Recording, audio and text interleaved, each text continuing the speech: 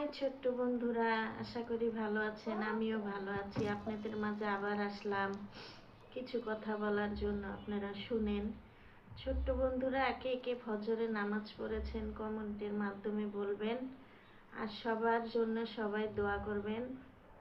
ছোট্ট বন্ধুরা, আমাদের হযরত মুহাম্মদ সাল্লাল্লাহু আলাইহি সাল্লাম বলেছেন, যে ব্যক্তি 5 ওয়াক্ত নামাজ পড়বে দিনের নবী আমাদের জন্য সুপারিশ করবে। ছোট্ট বন্ধুরা, আপনারা কি জানেন, আমরা যেমন পরীক্ষা দিতে যাই, যেমন পরিচয়পত্র সব কিছু লাগে, তেমন যখন রাত 12:30 হয় তখন আমাদের বাবা মার পরিচয়পত্র নিয়ে হযরত মুহাম্মদ সাল্লাল্লাহু আলাইহি সাল্লামের কাছে একদল ফেরেশতা চলে যায়, যে বলে এই ব্যক্তি নামাজ পড়েছে, তার বাবা মার জন্য দোয়া করেছে।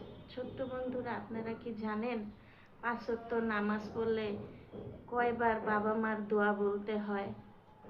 তো যার যার বাবা মা নেই সে বুঝে বাবা মা হারানোর কি কষ্ট। আমার তো ছোটবেলার থেকেই বাবা নেই। ছোট্ট বন্ধুরা, আমরা জুয়ানকালে যখন নামাজ পড়ি তখন আল্লাহ তাআলা আমাদের নামাজ অনেক ভালোবাসে।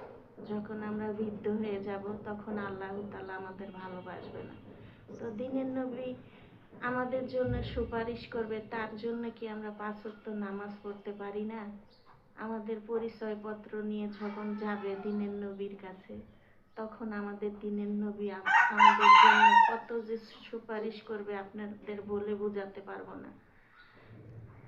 24টা ঘন্টার ভিতরে যদি আপনারা 1 ওয়াক্ত নামাজও না পড়েন, তাহলে তওবা না করেন, তাহলে আপনাদের কি আমল খাতায় কোনো লেখা হবে? হবে না। হযরত মুহাম্মদ